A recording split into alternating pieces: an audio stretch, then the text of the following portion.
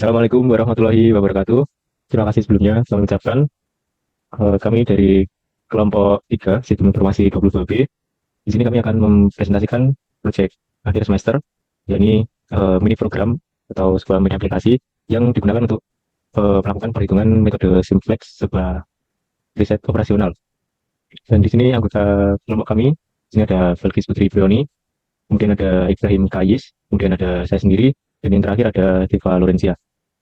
Kemudian dalam pengembangan mini program ini, kami sudah membagi beberapa job desk, yakni yang pertama ada Balkis Putri Prioni, bertugas atau berfokus pada proses implementasi algoritma melalui command line interface dan juga implementasi dari algoritma solusi teknis yang lebih efisien dari program ini. Kemudian yang kedua ada Ibrahim Kayis yang bertanggung jawab dan berfokus pada pengujian dan juga proses debug dari program kami, serta untuk memastikan setiap program berjalan dengan mulus sesuai dengan ketentuan dari metode simplex itu sendiri. Kemudian yang ketiga ada saya sendiri, ini saya berfokus pada sebuah penyusunan desain dan pengembangan antarmuka atau interface sederhana dari sebuah mini program yang kami kembangkan. Kemudian yang terakhir ada Silva Lorencia, ini berfokus pada pemilihan uji kasus atau pemilihan studi kasus dan analisis performa pada aplikasi atau mini program ini melalui sebuah bahasa pemrograman, kemudian pada nantinya algoritma tersebut dapat berjalan dengan sesuai dan efisien. Oke, jadi di sini kami akan membahas mengenai program yang sudah kami buat. Tapi sebelum itu, tentu kami akan menjelaskan apa pengertian dari metode simplex itu sendiri, seperti apa metode simplex itu. Mari kita simak bersama-sama. Silakan, Eva. Baik, di sini kami membuat aplikasi yang bernama Syntax Calculator, bertujuan untuk mempersiap untuk masalah optimasi linear dengan menggunakan metode Syntax. Apa sih metode Syntax itu? Metode Syntax ini adalah teknik matematis yang digunakan untuk menemukan solusi optimal dalam masalah pemrograman linear.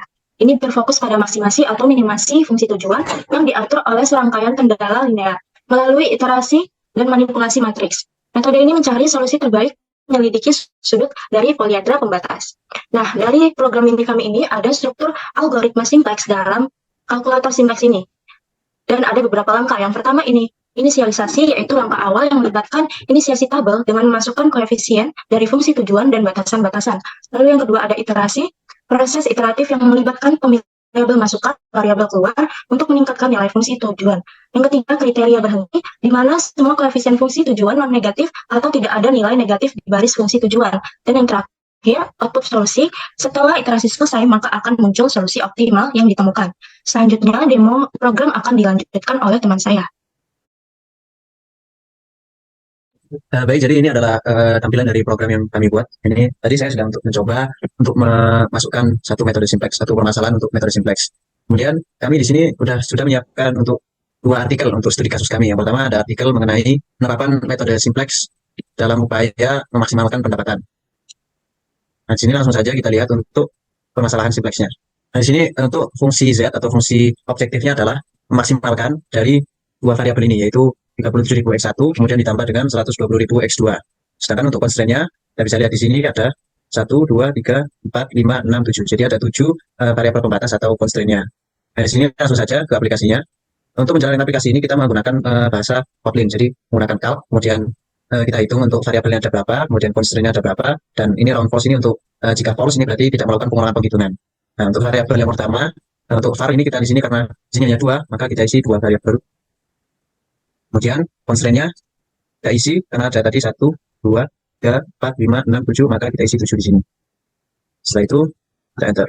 Nah, maka di sini pertama disuruh untuk menginputkan objektif fungsinya atau fungsi objektifnya. Di sini fungsi objektifnya adalah 37.000 tambah dengan 120.000.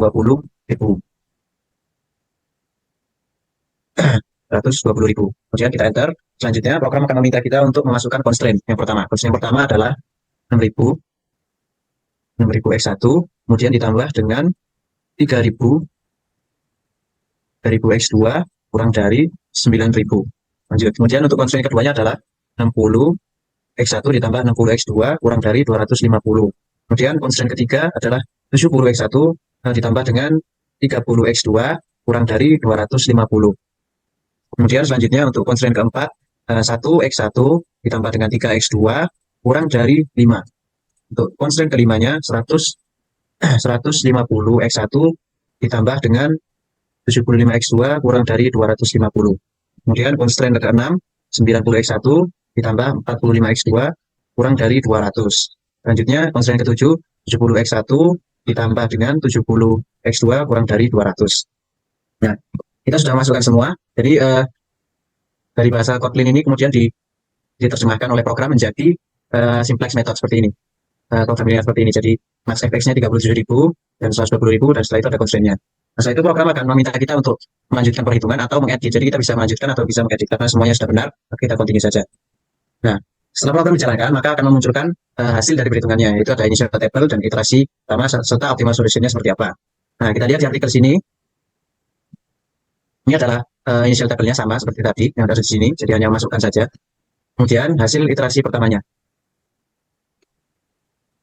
Nah, ini adalah hasil dari iterasi pertamanya. Di sini kita lihat di artikel nilai kanan yang pertama 200.000, jadi 200.000. Kemudian di sini 3990, di sini ada 4.000.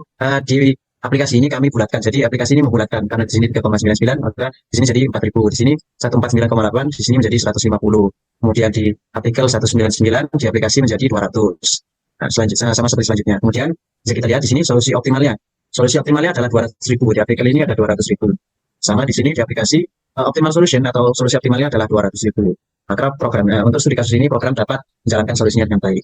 Baik, untuk studi kasus yang kedua, yaitu kami mengambil dari artikel implementasi linear program metode Syntax pada home industry, di mana home industry yang diambil di sini juga sama, yaitu bakery, dan di sini juga ada variabel keputusan. Yang pertama yaitu roti sobek dengan simbol X1 serta X2 yaitu bolu gulung.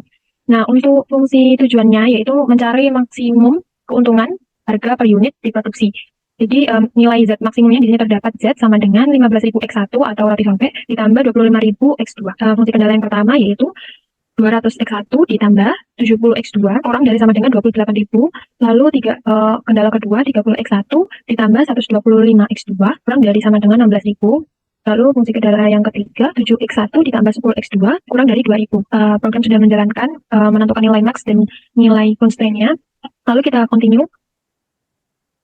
Nah, di sini program menampilkan hasilnya terdapat 3 tabel. Yang pertama inisial tabel dan 2 tabel iterasi.